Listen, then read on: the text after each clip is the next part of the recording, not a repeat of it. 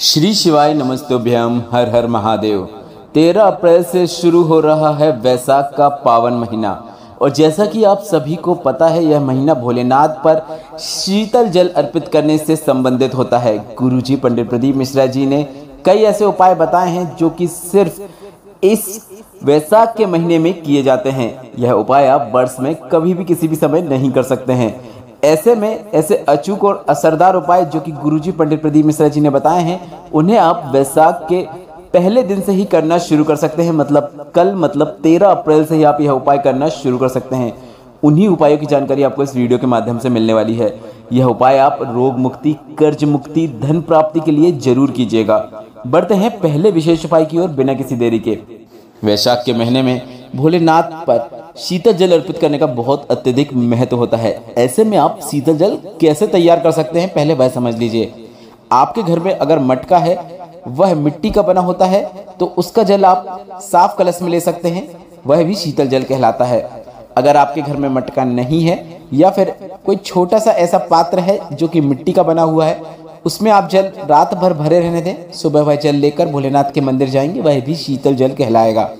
अगर कुछ भी नहीं है, अगर आपके घर में कोई दिया है, थोड़ा बड़े साइज का दिया है, उसमें भी अगर आप रात को जल भर के रख देते हैं और सुबह वह जल अपने कलश में मिला लेते हैं, घर के कलश में मतलब घर का जल भर लें और वह जल आप उस कलश में मिला लें, तो वह भी शीतल जल कहलाता है।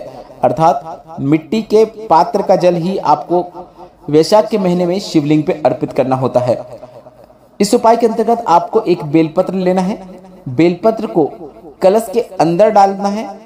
बेलपत्र वाला जल आप शिवलिंग पे अर्पित करें। इसके बाद उस बेलपत्र को निकालकर शिवलिंग पे अर्पित कर दें। इस प्रकार से वैशाख के माह में शीतल जल को आप शिवलिंग पे अर्पित कर सकते हैं। अगर आपके पास कोई भी मिट्टी का कलश नहीं है, मिट्टी का पात्र नहीं है, तो आप बेलपत्र का उपयोग भी कर सकते हैं जल को शीतल करने के लिए।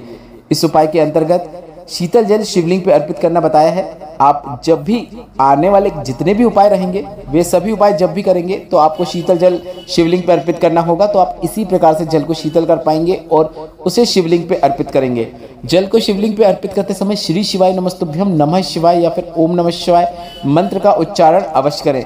गुरुजी ने सभी से यह उपाय पूरे वैशाख के महीने में करने को कहा है। आप रोज का नियम बना सकते हैं या फिर कुछ विशेष तिथियां जैसे सोमवार, प्रदोष, मासिक शिवरात्रि, इन विशेष तिथियों में तो आपको भोलेनाथ के शिवलिंग पर शीतल जल अर्पित करना ही है। वैशाख में अपनी हर प्रकार की मनोकामना पूर्ति के लिए आपको शिवलिंग पर शीतल जल अर्पित करना है। बढ़ते हैं दूसरे विशेष उपाय की ओर। वैशाख का घर का भंडार भरने वाला विशेष उपाय जो कि गुरुजी पंडित प्रदीप मिश्रा जी ने अपने पिछले वर्षों की शिव पुराण कथा में बताया है। रतलाम की शिव महापुराण कथा जो कि वैशाख शिवरात्रि शिव महापुराण कथा से हुई थी, उसमें गुरुजी ने एक विशेष उपाय बताया था। गुरुजी ने बताया था चने की दाल, गेहूं और जौ, इनको गलाकर शक्कर मिलाकर सत्तू तैयार किया जाता है। आप अगर इस प्रकार से सत्तू तैयार नहीं कर पाते हैं तो आप सीधे मार्केट में जाके सत्तू का पैकेट ले सकते हैं। किराना की दुकान में आपको आसानी से मिल जाएगा। और जैसा कि आप सभी को पता है वैशाख के माह में भोलेनाथ को सत्तू अर्पित किया जाता है।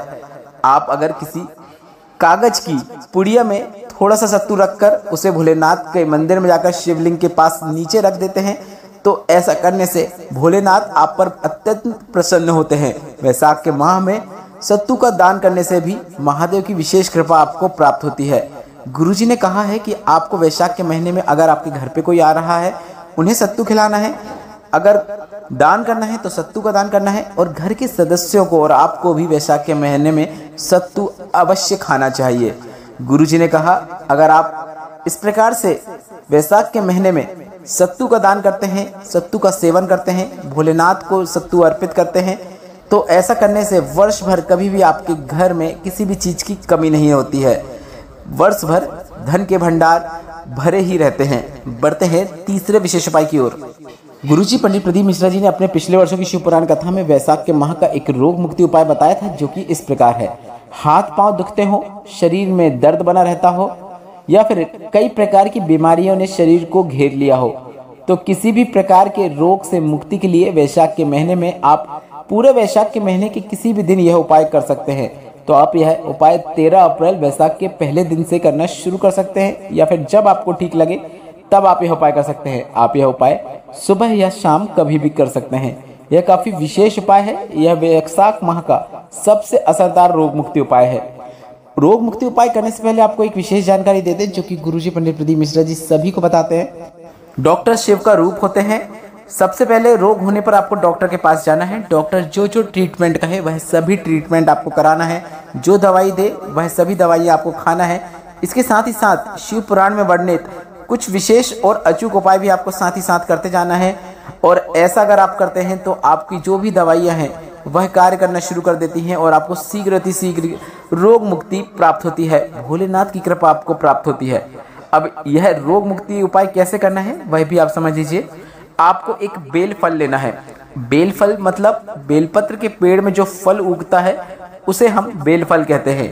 बेल फल लेना है और बेल फल के अंदर जो भाग होता है उस भाग को आपको निकाल देना है और बेलपत्र के वृक्ष के नीचे ही उस भाग को छोड़ देना है, मतलब डाल देना है। बेलपत्र के अंदर का जितना भी भाग आपने निकाल लेंगे तो उस बेलपत्र के खाली भाग, मतलब बेलपत्र के फल के खाली भाग के अंदर आपको जल भर के रख देना है। थोड़ी देर रखे रहने दें, आधा घंटा या 1 घंटा, या फिर आप रात भर रखना चाहें तो रात भर भी रख सकते हैं। इसके बाद जब आप भोलेनाथ के मंदिर में जाकर जल अर्पित करने जाएंगे तो आपने शीतल जल अपने मिट्टी के कलश से लिया, उसमें आपने यह बेलफल वाला जल मिला लिया। इस प्रकार से आप जब बेलफल वाला जल लेकर भोलेनाथ के मंदिर में जाकर शिवलिंग पर कुंदकेश्वर महादेव का नाम लेते हुए अर्पित करते हैं। गुरुजी ने कहा ऐसा कोई रोग नहीं है जिससे आपको मुक्ति मिल सके। कई प्रकार के रोगों से आपको मुक्ति मिलती है। आपकी दवाइयाँ कार्य करने लगती हैं और शीघ्र आप उस कष्ट से, उस दुख से, उस पीड़ा से बाहर आ जाते हैं। बस आपको इस बात का ध्यान रखना है, यह जल आपको शिवलिंग के ऊपर अर्पित करना है। जराधारी से नीचे गिर रहे जल का थोड़ा सा भाग आपको कुंदकेश्वर महादेव का नाम लेते हुए प्राप्त कर लेना है। उस रोगी व्यक्ति को दे देना है। स्वयं के लिए कर रहे हैं तो स्वयं प्राप्त कर लेना है और थोड़ा सा जल का आचमन उस व्यक्ति को करा देना है। आधी चम्मच या 1 चम्मच भी कराएंगे तो भी पर्याप्त है। ज़्यादा मात्रा में जल प्राप्त ना करें। अगर घर में 1 से अधिक सदस्य बीमार हैं तो उस जल को आप 1 से अधिक सदस्यों को भी दे सकते हैं। प्रयास करें कि 1 कलश जल बेलपत्र के पेड़ के नीचे भी आपको इस वैशाख के महीने में अर्पित करना है। इस उपाय के अंतर्गत बेलफल वाला जल आपको शिवलिंग पर अर्पित करना है, कुंदकेश्वर महादेव का नाम लेते हुए प्राप्त करना है और उस जल का आचमन भी आपको कुंदकेश्वर महादेव का नाम लेते हुए ही करना है। एक अन्य उपाय के अंतर्गत आप ऐसा भी कर सकते हैं कि यह उपाय भी करें और साथ ही साथ आप बेलपत्र के पेड़ के नीचे भी जल अर्पित करना शुरू करें। ऐसा करने से भी आपको रोग मुक्ति प्राप्त होती है। इस वीडियो में बताया गया उपाय से संबंधित कोई प्रश्न है तो आप कमेंट बॉक्स के जरिए जरूर पूछिएगा। वीडियो थोड़ा सा भी उपयोगी लगा हो तो वीडियो को लाइक करके चैनल को सब्सक्राइब करना मत भूलिएगा। श्री शिवाय नमस्तुभ्यम। हर हर महादेव।